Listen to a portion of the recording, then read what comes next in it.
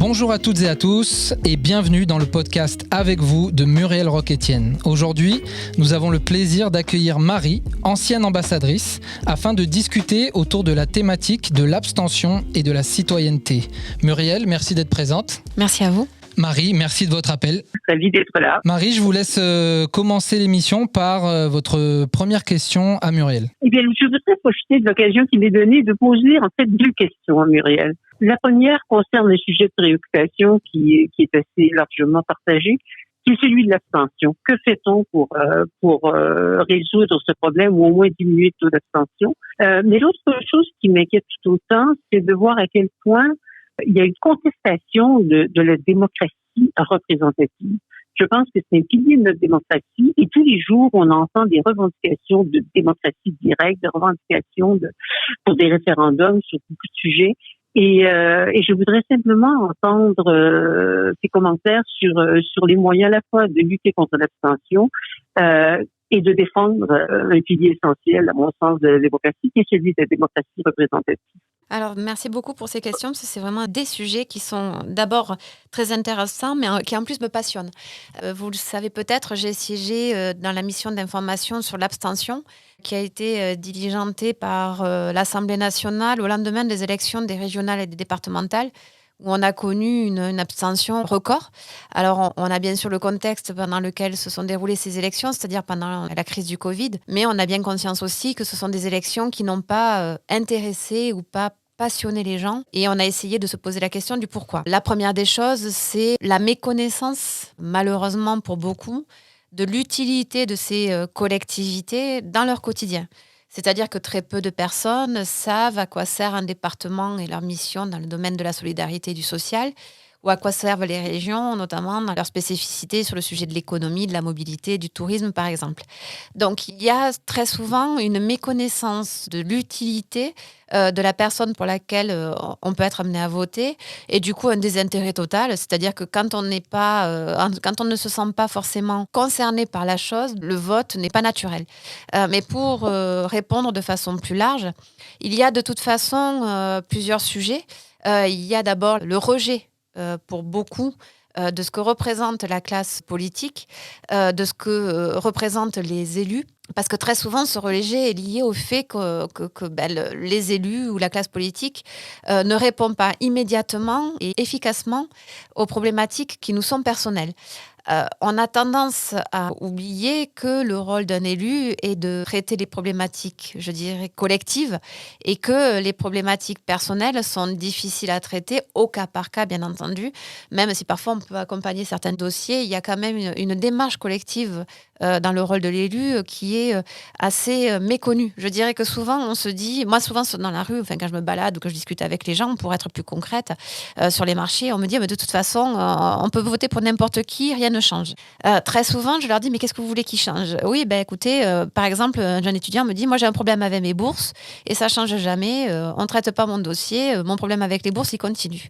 Et très souvent, je réponds, mais là, il faut que vous compreniez que le rôle d'un élu n'est pas de régler le problème spécifique d'un dossier administratif d'une bourse, mais de faire en sorte que les bourses, dans la généralité, soient un acte de solidarité et d'accompagnement pour les jeunes étudiants qui n'ont pas la possibilité de faire des études, qui sont financièrement, je dirais, dans des situations précaires, elles ne peuvent pas faire des études, sinon pas les bourses.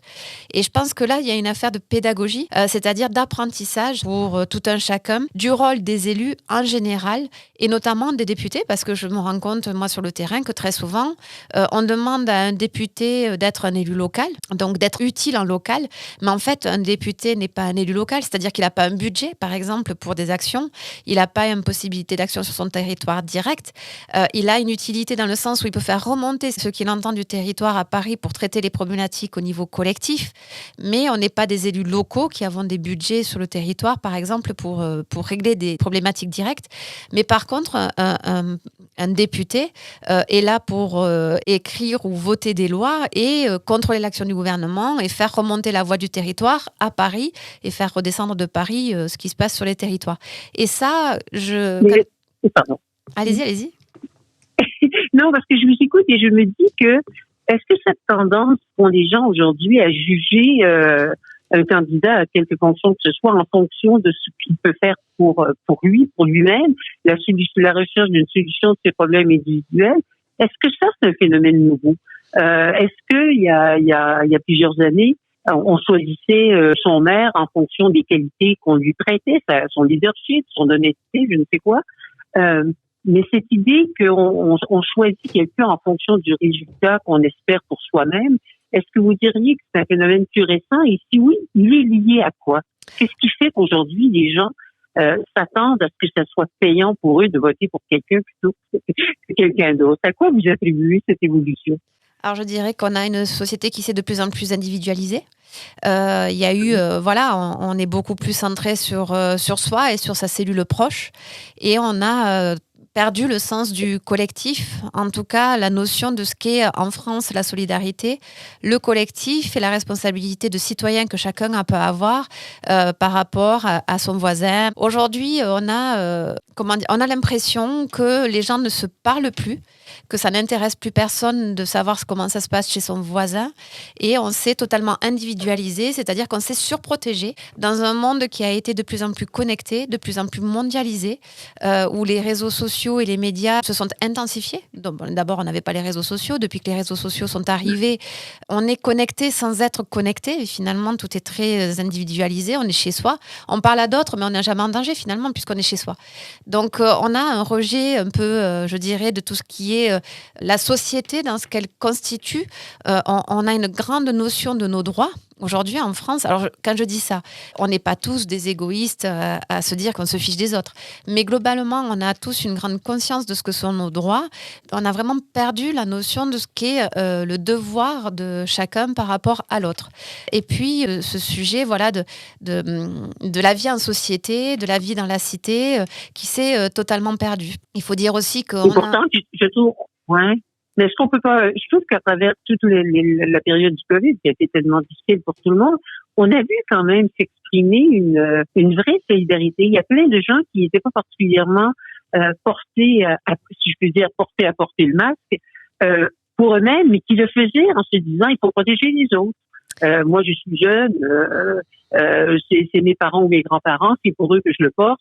On entendait ces discours. Donc, je pense pas que la notion de solidarité ait disparu complètement. Je pense qu'on peut quand même aller chercher encore chez les gens ce sentiment d'appartenir à une collectivité et d'avoir des obligations.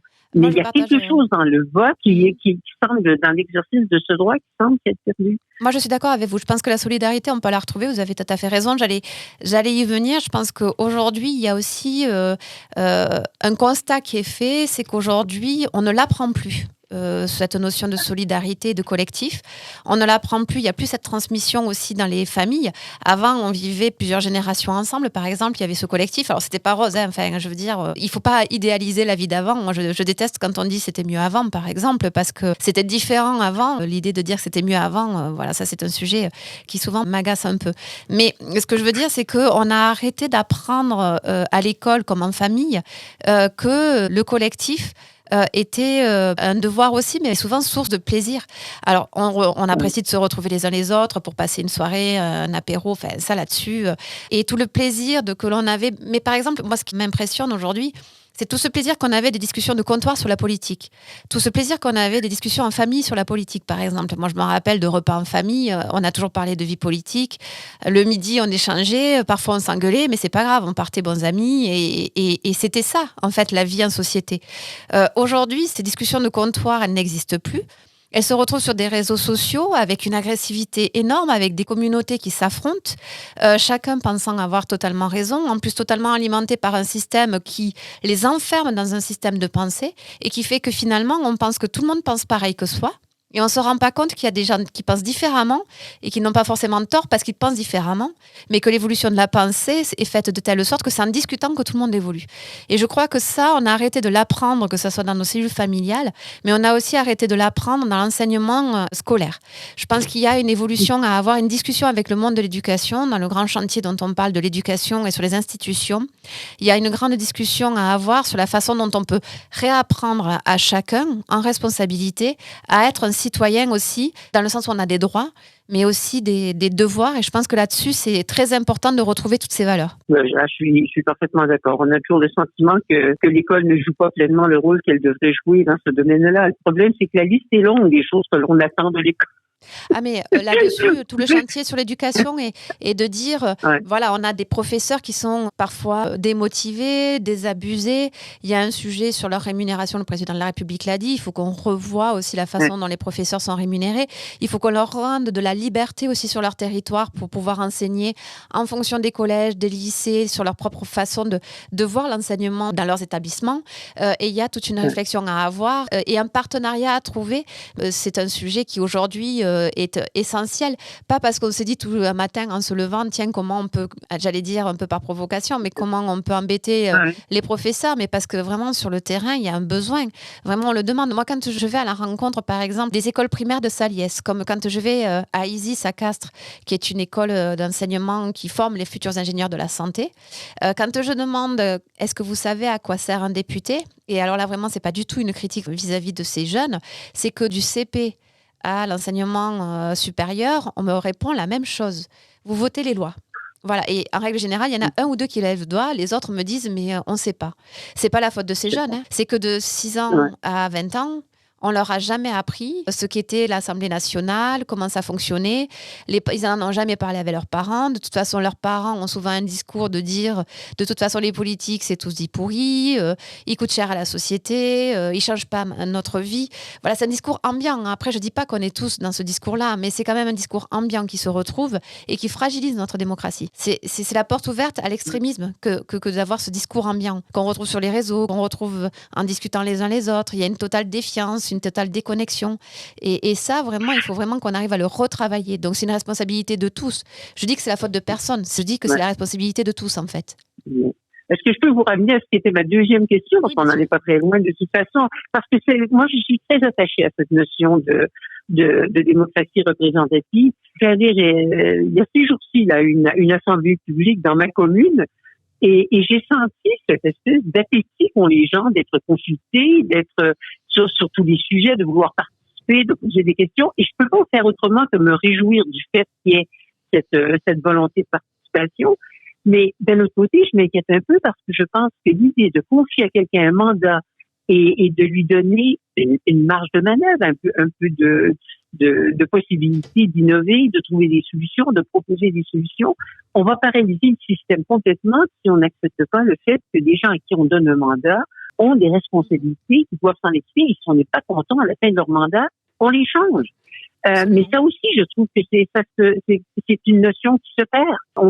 Et je pense que ce serait pas non plus sans conséquence pour nos démocraties si on renonce à ce que peut apporter la démocratie représentative. Bien sûr, on est tout à fait d'accord là-dessus. Et moi, j'avais fait une proposition qui était un peu provocatrice dans les propositions que j'avais faites sur l'abstention. J'avais proposé que ce soit les députés qui sont la représentation citoyenne. Donc, ça veut dire la représentation des citoyens. Mais déjà, si on savait que les députés sont la représentation des citoyens et qu'ils ne sont pas l'État, par exemple, ce serait déjà un progrès parce qu'effectivement, les gens ne savent pas que nous sommes, les représentations des citoyens et que l'Assemblée nationale, elle s'appelle ainsi parce qu'on représente, on est des élus de la nation, donc on représente les citoyens. Et moi, j'avais proposé que, par exemple, on soit à charge sur nos circonscriptions de la consultation citoyenne, ce qui était cohérent puisqu'on est député.